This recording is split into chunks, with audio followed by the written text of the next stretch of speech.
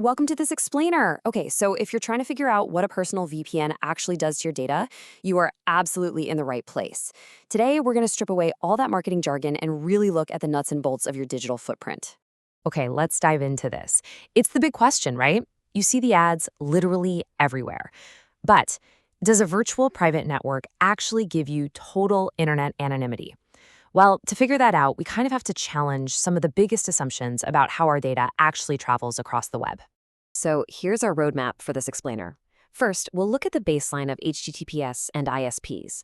Then we'll enter the VPN tunnel itself, discuss the critical transfer of trust, explore the Tor alternative, and finally, wrap up with picking your perfect privacy setup. All right, Section 1, the baseline, focusing on HTTPS and ISPs. So before a VPN even enters the picture, how does this all work? When you send info online, it travels in packets. Think of it like sending mail through the post office. You've got the payload. That's the actual letter inside the envelope with all your sensitive stuff, like passwords and messages. When you see HTTPS up in your browser, that envelope is completely sealed. But to actually route that data, there's a header. That's the address written on the outside of the envelope. It has your source and destination IP addresses. And you know what? It has to remain totally unencrypted, which means your internet service provider, your ISP, can see exactly where you're going. So the crucial point is, your ISP actually knows a lot about you. Even with that HTTPS padlock, they see your destination and exactly how often you visit it. But why should you even care? Well, your ISP could get hit with a massive data breach, suddenly exposing all your browsing habits. Or they could get a court order and be legally forced to hand that history over. Plus, and this happens a lot, they can totally legally use your internet traffic as marketing data and just sell it for profit.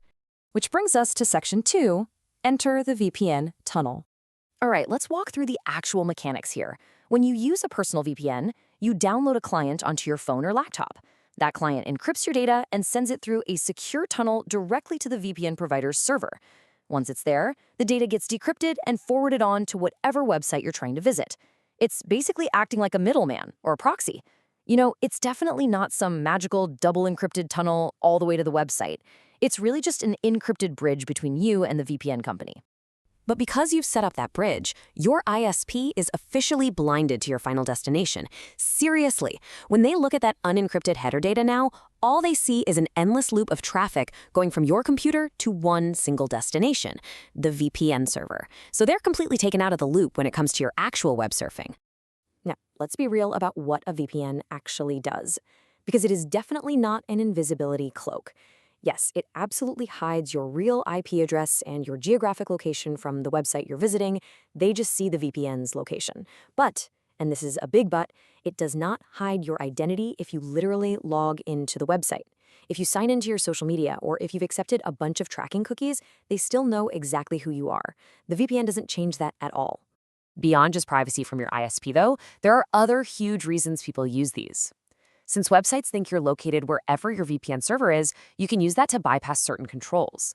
You can make it look like you're in a totally different country to evade local censorship or limits on free speech.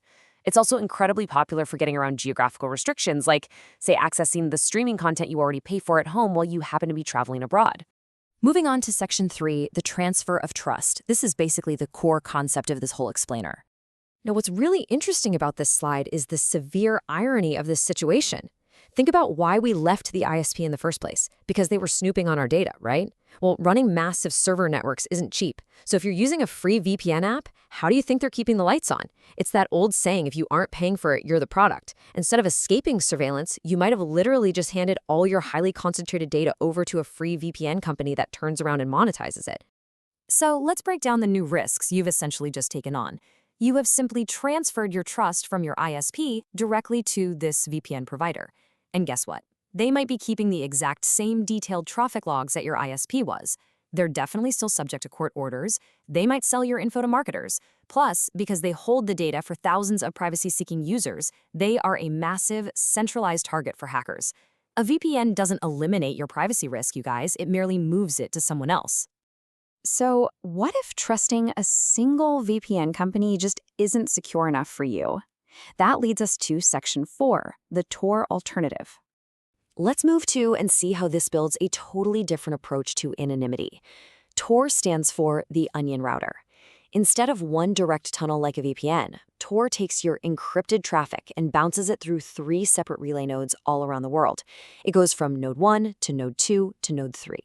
But it is super important to note here, after that third hop, the final leg to the actual web server is actually unencrypted by Tor itself.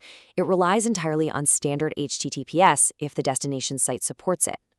But the sheer brilliance of this 3-hop system is how it splits the responsibility. You aren't putting all your eggs in one basket anymore. If one of those nodes gets compromised, it doesn't even matter, because no single node knows both who you are and what website you are going to. It makes it unbelievably difficult for anyone to trace that connection back to your real device.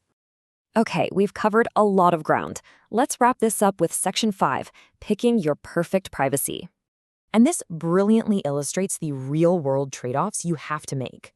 Both of these tools are absolutely going to protect you from your ISP. But look at true anonymity.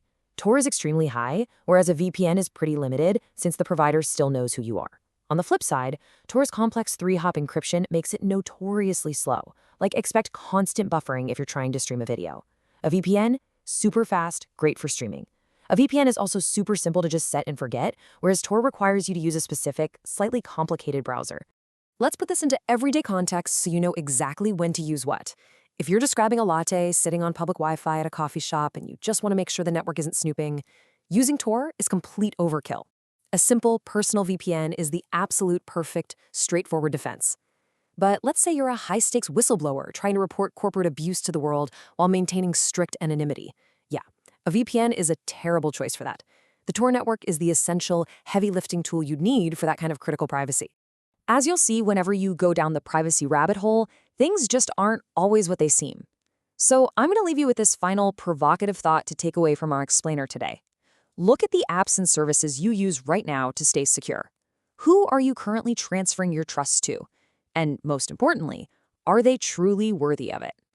Thanks so much for joining me on this deep dive, and keep asking the right questions.